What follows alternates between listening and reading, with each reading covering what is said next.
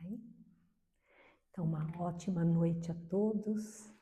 Muito obrigada pela presença de vocês e obrigada também para quem vai nos assistir depois na internet, no YouTube. Nós somos o Grupo Espírita Irmãos de Francisco, aqui de Pardinho. Meu nome é Elaine e hoje nós vamos conversar um pouquinho sobre essa passagem maravilhosa que Jesus nos deixou, olhai os lírios do campo.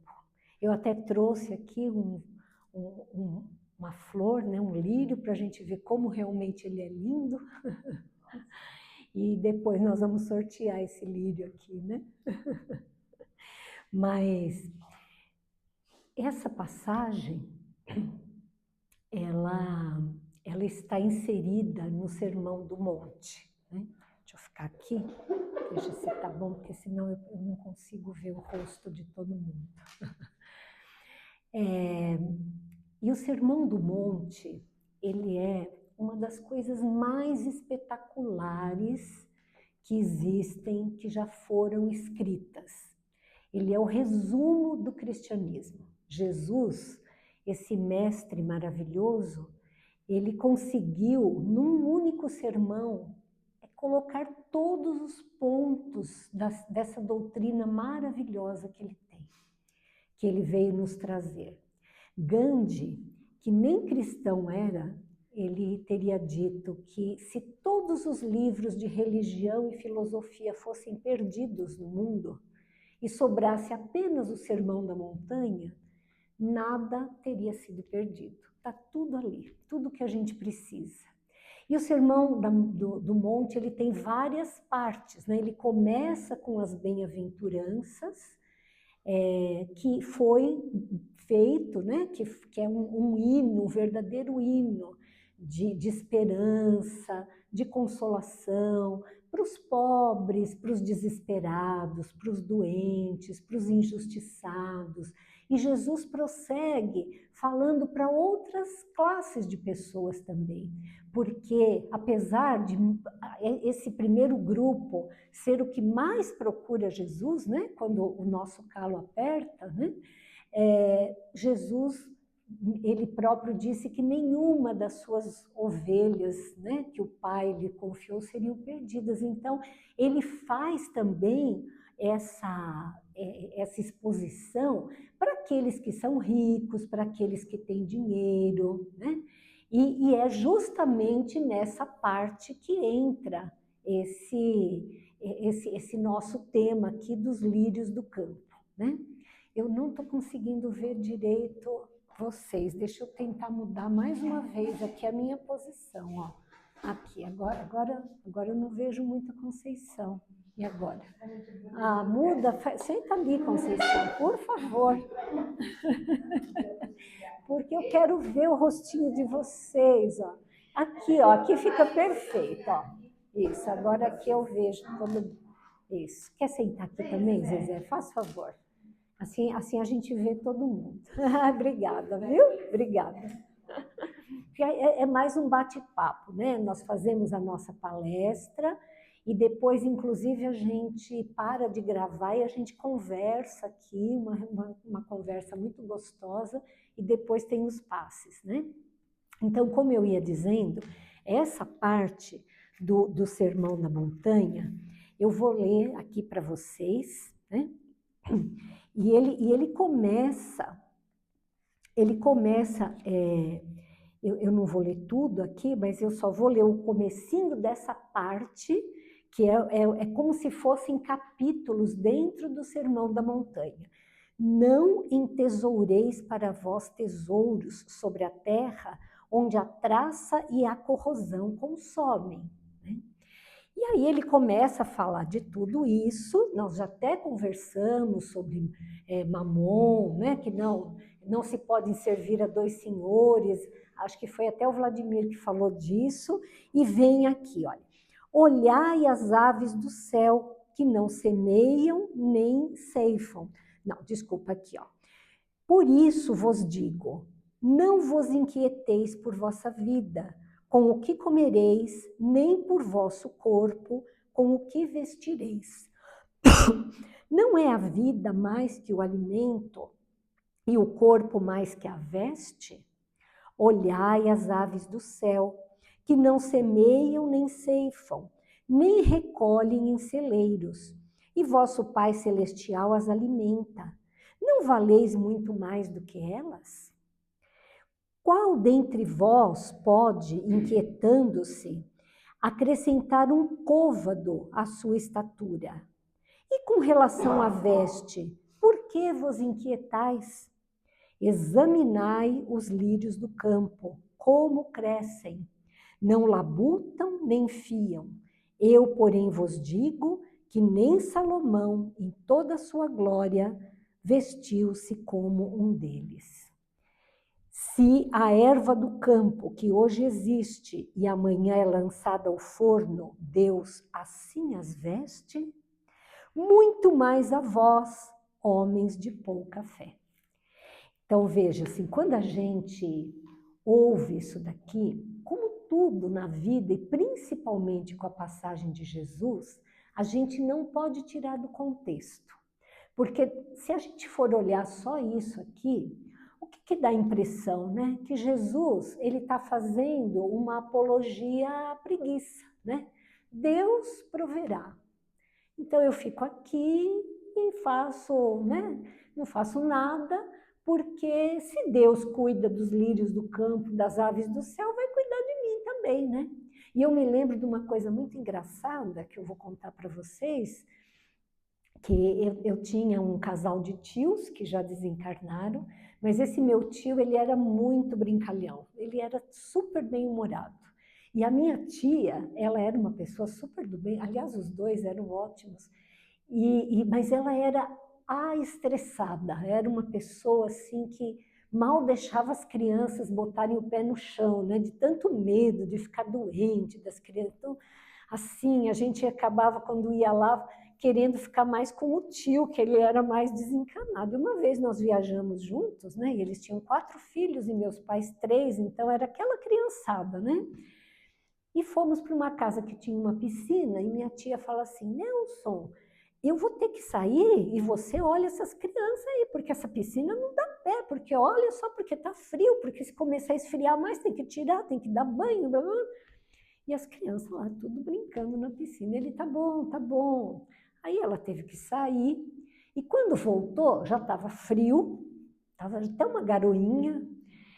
E ele estava lá lendo, e as crianças lá se esbaldando na piscina, pulando, né? E aí a minha tia, ai meu Deus do céu, se não é Deus olhar essas crianças aqui, você não viu que precisava ter tirado, tá frio. Ele olha e fala assim, você quer que eu compita com Deus? Você não acha que ele é uma babá muito melhor do que eu? Se você mesmo está falando que Deus olhou, pronto, não precisa brigar comigo. Só que não, né? É claro que ninguém ficou doente, foi tudo uma maravilha, porque isso foi uma piada que ele fez, ele não perdia a chance de fazer piada. Mas o fato é que Deus só faz aquilo que a gente não consegue.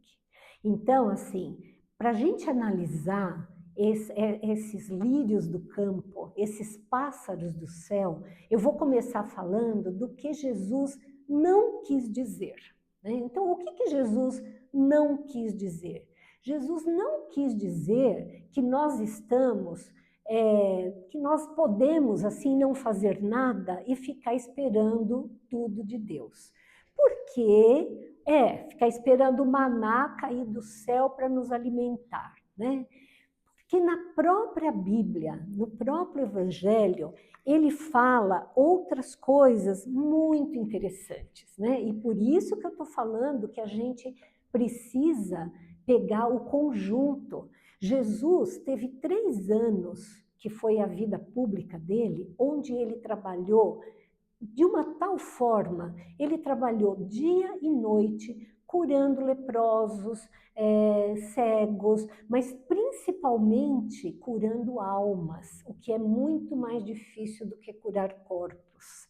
E isso ele fez com um trabalho. Ele trabalhava 24 horas por dia, porque enquanto o corpo dele descansava ali, certamente desdobrado em espírito, ele continuava trabalhando. E aí, quando as pessoas se davam conta disso, seus discípulos, mestre, olha, tem muita gente aí, vem cá, eu vou arrancar o senhor dessa multidão, o senhor nem comeu hoje, nem... Ele sempre falava o seguinte, né? Vou falar aqui para vocês o que Jesus falava. Ele, porém, respondeu: o meu pai trabalha até agora, eu também trabalho. Então, Jesus nos deu provas cabais de que o trabalho é essencial para a nossa evolução, porque a evolução, ela é uma lei, ninguém foge dessa lei. Então, o trabalho, tanto o trabalho material, né? Por que nós estamos aqui sentados numa cadeira, confortáveis, com luz elétrica, né?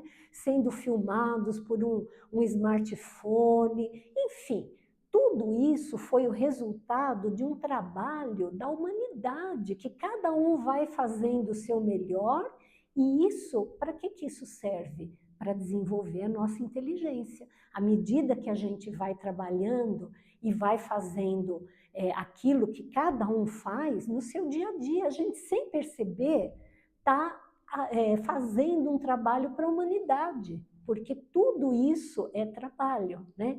Nós só temos hoje aqui esse conforto, essa casa, esse teto, um banheiro, porque alguém trabalhou nisso, né?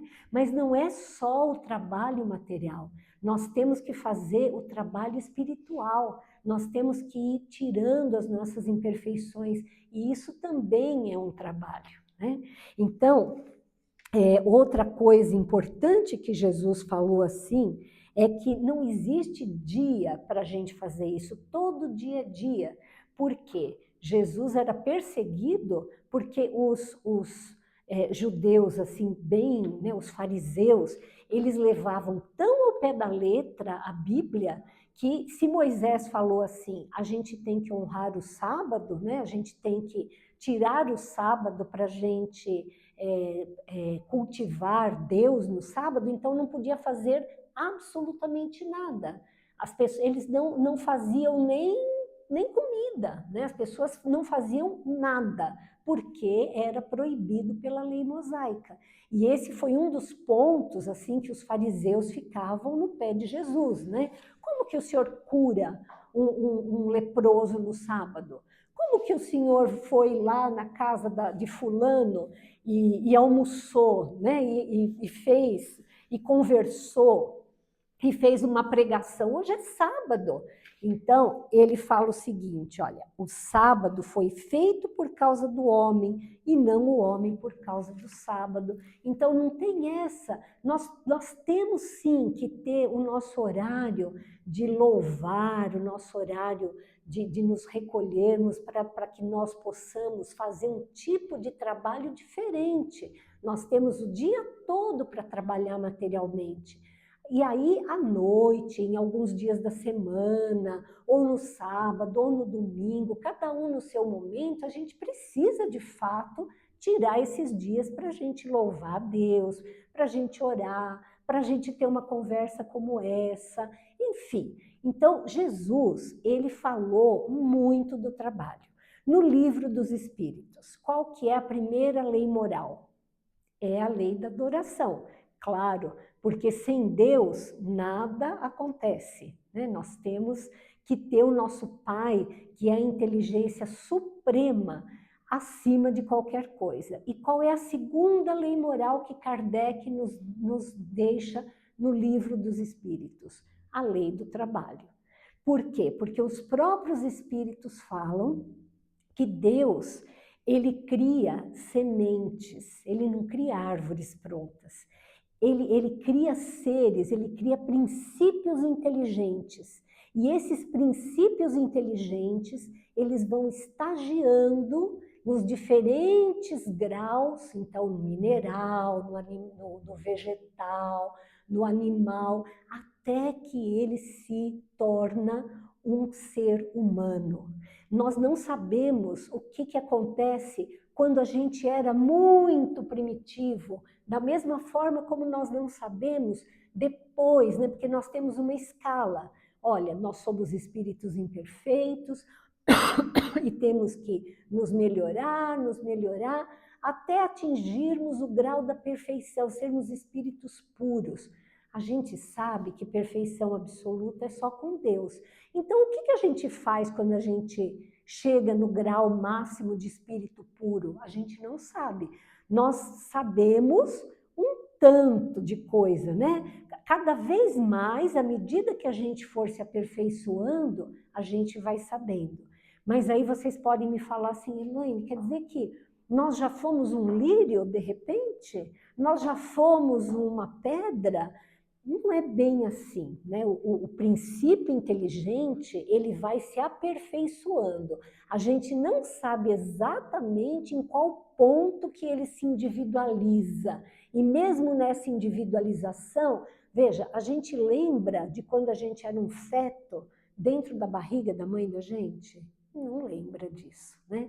Então, assim, a nossa memória espiritual, provavelmente ela é limitada também, né? Porque não interessa para a nossa evolução termos essa consciência muito, muito longínqua, mas os espíritos nos contam que tudo na natureza evolui, desde o átomo até o arcanjo, que um dia já foi átomo. Olha que coisa interessante, né? Então, nós já fomos seres tão primitivos do ponto de vista assim de simples, né? Tão simples, e nós temos que evoluir. E quem é a força, né? O cutelo ali que fala, ó, vamos para frente, vamos para frente. É o trabalho, é a nossa vontade, é o nosso esforço. Então, Elaine, agora que você já falou tudo que Jesus não quis dizer, que já está muito claro que não é assim que Deus vai prover tudo, né? Está muito claro que está certíssimo aquela parte, aquele ditado popular que diz: ajuda-te, que o céu te ajudará. Vamos então começar a falar dos lírios do campo, né? Então, agora que nós vamos começar a falar dos lírios do campo, né? Porque é muito importante a gente ter essa visão que não é uma coisa assim que Deus vai dar tudo de bandeja para a gente.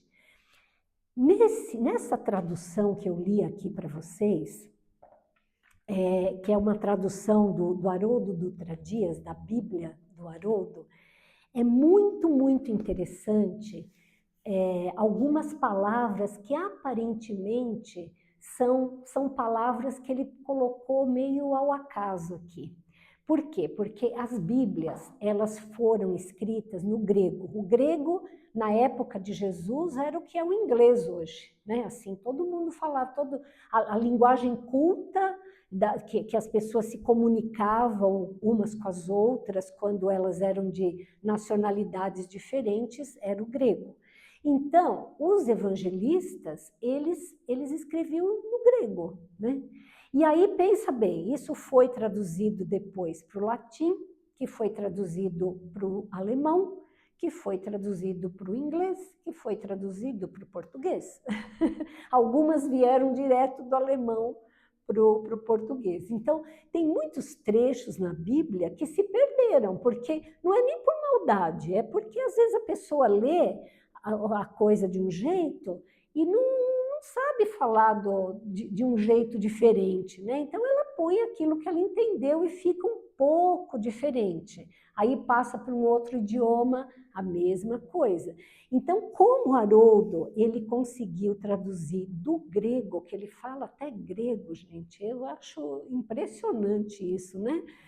Mas assim, do grego direto para o português, tem uma série de coisas que ele traduz e ele ainda explica por que ele traduziu assim.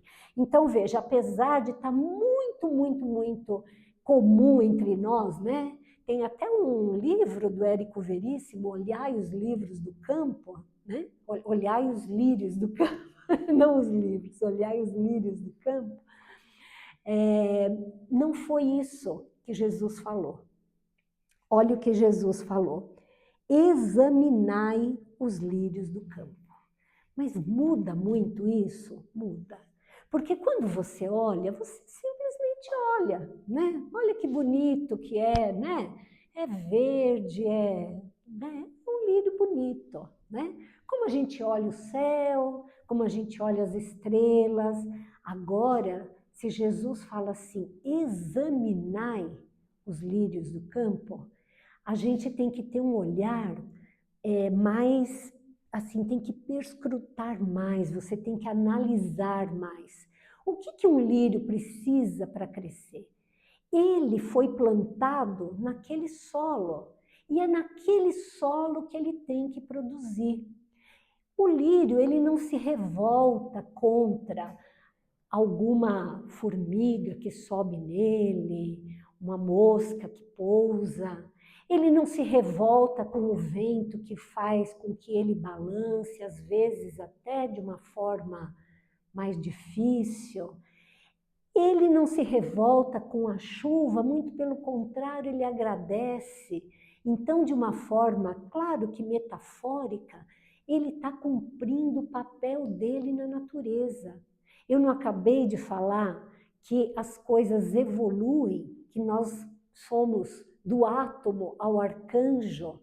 Então, veja, cada um no seu papel serve a Deus e todos servem de alguma forma, às vezes sem perceber. É claro que o lírio não tem vontade própria, mas Deus, na sua infinita sabedoria, faz com que cada um cumpra o seu papel na natureza, de beleza, de perfume, de algumas plantas são medicinais, outras são comestíveis, outras, e todas elas nos ajudam a respirar, todas elas convertem o oxigênio, captam o gás carbônico, convertem em oxigênio na natureza, fazem fotossíntese.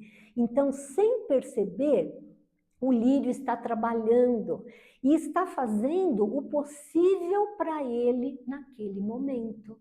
E o resto Deus faz por ele. Então, é assim que a gente tem que ser. Onde quer que nós estejamos plantados, nós precisamos fazer o nosso melhor. E as coisas que caem na nossa mão, elas vêm para a gente poder evoluir. Então, veja assim, existem coisas que são, que Jesus também falou em outros capítulos, né? Batei e abrir-se-vos-á. Pedi e obtereis. Então, é o nosso papel de pedir de uma forma sincera tudo aquilo que está pesando demais nos nossos ombros, porque Deus nos ajuda assim em todo momento. Como que ele faz isso, né? Deus é um ser imaterial e ele se vale da materialidade para ajudar seres materiais como nós. Então, veja, nós temos, assim, destes arcanjos, desses seres muito evoluídos, que nós nem sabemos muito bem como eles são, uma verdadeira rede, até chegar em espíritos que são muito parecidos conosco. São espíritos que estão na mesma faixa etária, que são a nossa avó, que já desencarnou, que trabalha pela gente, que está aqui ainda, a nossa mãe, o nosso pai, o nosso irmão. Esses espíritos, eles acabam sendo os nossos espíritos familiares, os nossos mentores, que vão tentar ajudar da melhor forma possível, levam essas mensagens para planos maiores, para os seus chefes, que levam para outros chefes, que levam para outros chefes, e isso chega em departamentos da espiritualidade onde realmente as preces são ouvidas. Vocês sabiam disso? Existem departamentos nas várias colônias espirituais que captam, é como se nós estivéssemos mandando e-mail ou WhatsApp. Olha, por favor, estou precisando disso. É claro que eles fazem uma seleção, é óbvio. E essa seleção, ela, inclusive, é por conta dessas coisas, né? Assim, olha, existe merecimento? Isso é correto? Será que se a gente tirar essa dor dessa pessoa, ela não vai depois voltar a beber, a fumar, isso vai ser pior para ela. Porque Deus, Jesus, ele não está muito interessado na nossa... que a gente dê certo do nosso ponto de vista. Olha, eu preciso disso, eu preciso tanto. Será, meu filho, que isso não vai ser a sua perdição? Né? Então, assim, esses departamentos que analisam essas preces, vocês já pensaram quanto trabalho tem no mundo espiritual? É muito mais trabalho do que o que a gente tem aqui. Né? Essa coisa do descanse em paz, a gente descansa no mundo espiritual por um tempo muito curto, até a gente se refazer ali daquele baque da desencarnação. Depois, se Deus quiser, porque se acontecer isso é porque a gente vai estar numa condição melhor, alguém vai chegar para ele e vai falar assim, ó, vamos lá, você já está bem? Você já deixou o seu corpo? Você já está se sentindo melhor? Vamos trabalhar? Tem um monte de coisa aqui para você fazer, vem cá ajudar. Então, é assim que funciona a vida, nós encarnados e os desencarnados, né? Então, assim, esse momento de prece, de pedir e obtereis, de bater e abrir-se-vos-á, ele existe sim, porque tudo isso existe uma conexão através do fluido cósmico universal, que é uma espécie de oceano onde nós estamos, e essas mensagens da oração, elas são levadas. Eu ouvi uma história, outra história para vocês, muito interessante, e quem me contou isso foi o Divaldo, então foi numa palestra dele que ele contou, que um belo dia, a irmã Dulce foi uma freira, assim, que fez um trabalho maravilhoso, né? Acho que até existe ainda hoje, eu não sei muito bem, mas acho que existe, né? E na Bahia, acho que em Salvador, ela conhecia o Divaldo, um hospital, né? E aí, assim, teve um dia que ela estava devendo tanto, a coisa estava tão triste, porque, infelizmente, o trabalho é muito e pessoas para ajudar são poucas, né? Infelizmente, isso acontece. E doações escassas, então foram se avolumando a conta, né? Conta aqui, conta ali, tudo que precisava ter para tocar um hospital benemérito, né? De pessoas muito sem recursos, muito pobrezinhas. E naquele dia, ela estava devendo X mil reais. E ela estava assim, que ela não sabia de onde tirar. E ela foi, então, para o altar dela, se ajoelhou e ficou mais de uma hora conversando com Jesus.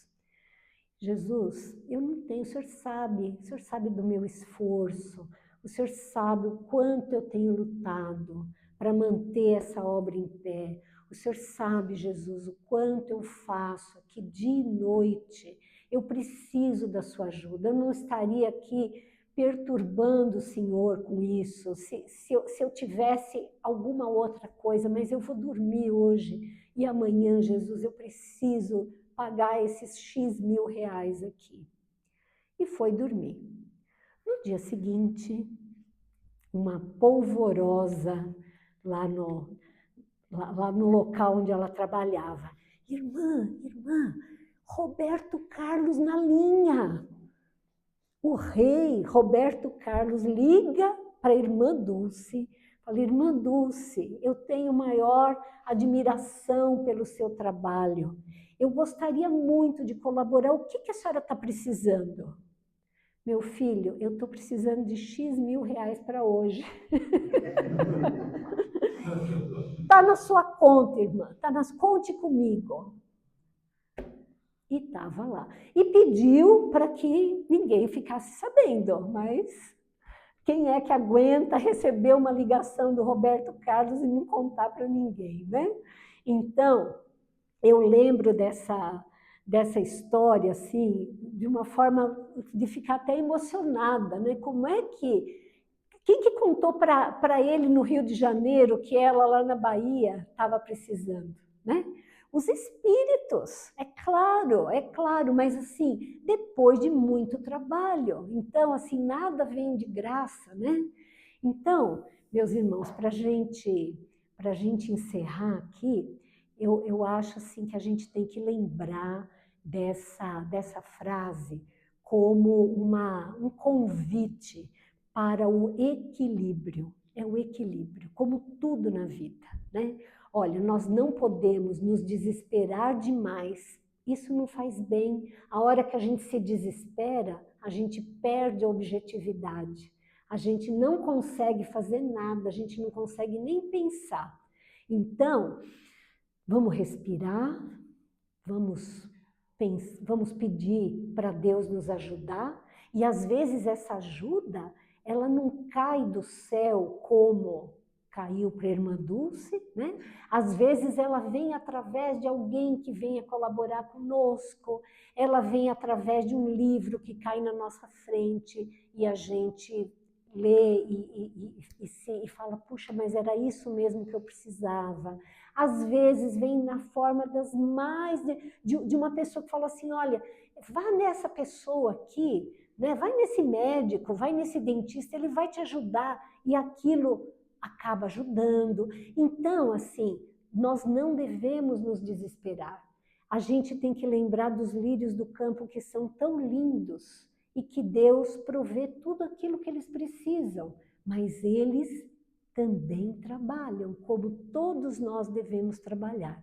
Então, o equilíbrio entre aquilo que a gente pode fazer e aquilo que a gente tem que contar com o nosso Pai Celestial, né?